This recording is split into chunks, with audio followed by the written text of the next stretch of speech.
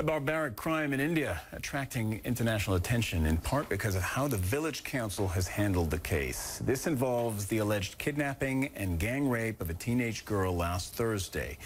But when her family demanded justice the next day, the story took an even more gruesome turn. CNN's Nikhil Kumar is in New Delhi with these disturbing details. First, bring us up to speed with what's happened since Thursday, where we are in this case. So, Cyril, disturbing, excuse me, is absolutely the right word for these allegations. On Thursday, as you say, is when this alleged kidnapping, gang rape and attack on this 16-year-old girl in the northeastern Indian state of Jharkhand. It's a northeastern part of the country. It's a remote state, mostly rural, quite poor. That's when this is supposed to have taken place. The day after, the family of the girl approached the local village council. They don't have any legal authority, but it's, these councils tend to be made up of village elders. They tend to adjudicate local disputes. The family went to them seeking a resolution and seeking justice for the girl.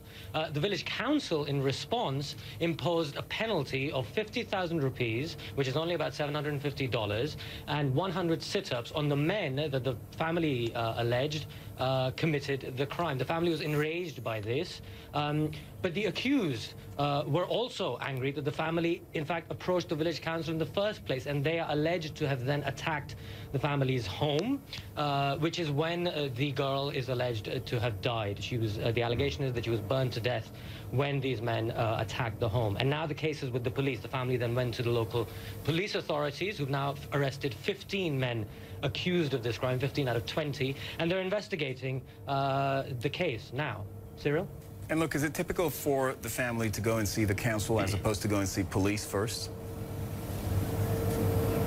Well, Cyril, in rural India, it would not be untypical that they went to the local village council, local elders, with the complaint first. But they were so enraged that they then went to the police. And it's the context of this that I think is really, really important. This comes after weeks of renewed attention on the problem of sexual violence in India. Just a couple of weeks ago, we had a story from further north in India, the state of Jammu and Kashmir, where an 8-year-old girl is alleged to have been kidnapped, gang raped, and then brutally murdered earlier in January. There was another case that also attracted a lot of attention over the last couple of weeks, involving another 16-year-old in the northern state of Uttar Pradesh, where a local lawmaker is alleged to have attacked her, raped her last June, and he was only arrested a few weeks ago following lots of public outrage. So the context, I think, is very, very important. And the top elected official in this state, in the state of Jharkhand, where this latest crime is alleged to have taken place, has publicly